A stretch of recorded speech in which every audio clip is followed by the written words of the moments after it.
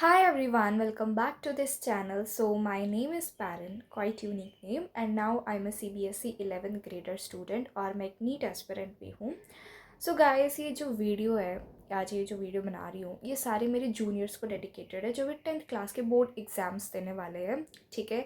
So guys, मेरे जो 96.2 percentage है 10th क्लास में, जो बहुत अच्छे परसेंटेज है, बट मेरा एम था कि मैं 100% अचीव करूँ, बट वो मैं नहीं कर पाई हूँ. तो आज मैं आपको वही मिस्टेक्स बताने वाली हूँ जो मेरे को लगता है कि मैंने की अपनी प्रिपरेशन के दौरान, कि मैं जो है सीधा 100% से 96% में आ गई हूँ. ठीक है. 96% भी बहुत अच्छे हैं, मैंने अपना स्कूल टॉप किया है, आई स्टिल मेरे को बहुत अच्छा लगता है. बट जो एम होता है मैं वो तो अचीव नहीं कर पाई, इसलिए थोड़ा सा मेरे को बुरा लग रहा है. बट अगर आप में से किसी को भी 100% अचीव करना है और वो उसके लिए पूरी मेहनत करने को राज़ी है, सो आज मैं आपको मिस्टेक्स बताने वाली हूँ. आप अपनी प्रिपरेशन के दौरान बिल्कुल मत करना, ताकि आपके जो है 100% आ ही जाए, आप मतलब 96-97 पे ना पहुँचो. ठीक है. So yes, without further wastage of time, let's start this video.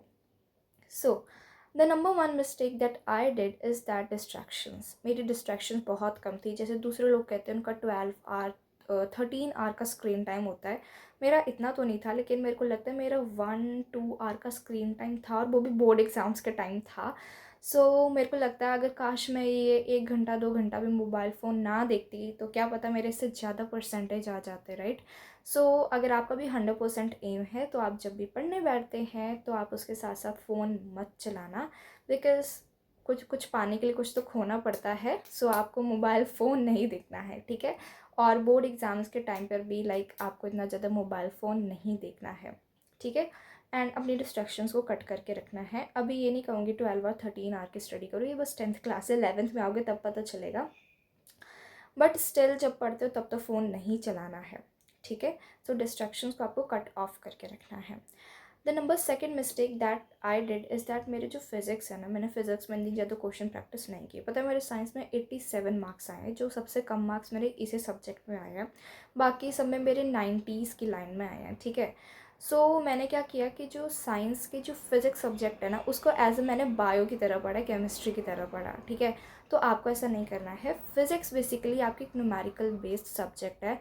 आप उसमें जितना ज़्यादा न्यूमेरिकल सॉल्व करोगे उतना आपके लिए बढ़िया होगा. ठीक है.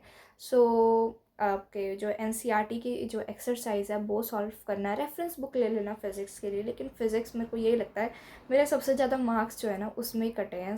आप उसके लिए क्या करना, अच्छे से उसकी सारे न्यूमेरिकल बेसिक जो है प्रैक्टिस करना बहुत ज़्यादा इंपॉर्टेंट है. ठीक है. Basically physics is all just about practice. जैसे कि मैथ में प्रैक्टिस करते हो, वैसे आपको फिजिक्स में जो प्रैक्टिस करके रखनी है, और फिर तभी आपके मार्क्स नहीं कटेंगे. मेरा इसमें सबसे ज़्यादा ड्रॉप आया है. ठीक है. एंड नंबर 3 इज़ मेरा एसएसटी. गाइस, एसएसटी के जो ज्योग्राफी के जो chapters, I think minerals, yes, minerals वाला आएगा चैप्टर, अभी आप पढ़ोगे आगे. और मैन्युफैक्चरिंग इंडस्ट्रीज़, इसमें ही मेरे मार्क्स कटे हैं. मुझे याद है इनका क्वेश्चन आया था, and still I don't know, क्योंकि एसएसटी को मैंने क्या करती थी, मैं सिर्फ एक बार पढ़ती थी और एक पेपर के एक दिन पहले पढ़ती थी. मुझे लगता था ये हो गया रिवाइज, इतना ईजी सा लगता है दिखने में, बट होता नहीं है. ऐसा पढ़ने पर लगता है कि हमारा रिवीजन हो गया है, बट नहीं हुआ होता है. ठीक है. आपको एसएसटी की जो क्या करनी है, रिवीजन करनी है. SST is all about revision, literally SST is all about revision. ठीक है. और इसकी थोड़ी सी क्वेश्चन प्रैक्टिस कर लेना, दैट इज़ इनफ. और हाँ, इसके मैप्स करना भी बहुत ज़्यादा इंपॉर्टेंट है. मैप्स ही आपका 5 नंबर के आते हैं. ठीक है. मैप्स करके जाना बहुत इंपॉर्टेंट है. एंड इस एसएसटी की रिवीजन करना ये भी बहुत ज़्यादा इंपॉर्टेंट बन जाता है. ठीक है. And number 4 is English. का हम सारे स्टूडेंट्स जो इंग्लिश को ऐसे मिसअंडरस्टूड कर लेते हैं कि ये क्या ईजी सा सब्जेक्ट है, बट मेरे स्टिल इसमें 90 मार्क्स आए हैं, 10 मार्क्स कट गए. और मुझे लगता है कि मैंने इसमें इतना ज़्यादा ध्यान नहीं दिया.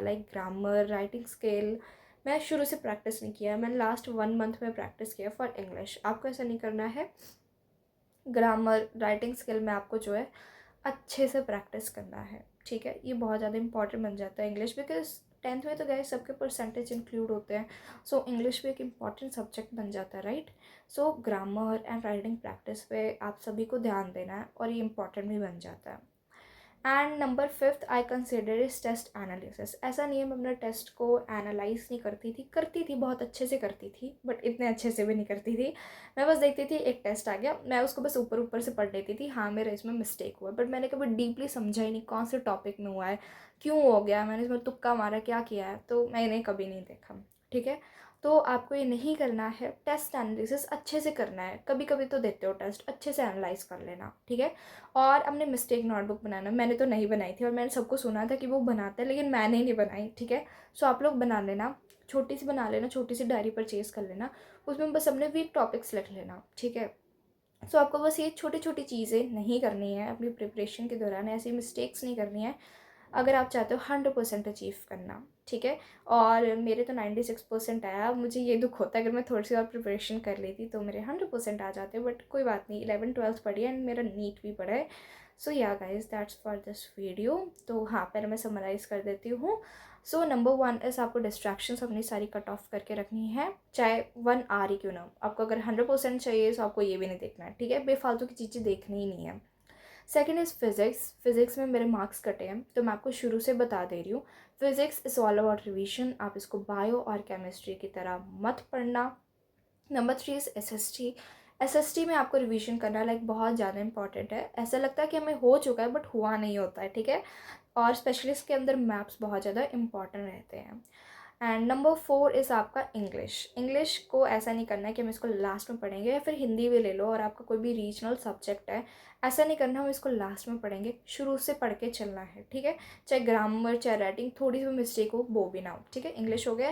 And number 5 is test analysis. आपको अच्छे से करना है, अच्छे से टेस्ट को एनालाइज करना है ताकि आपके वो 100% आ सके। ठीक है, and yes guys that's for this video. If you like this video, so hit the like button and don't forget to subscribe for more such updates. So bye bye.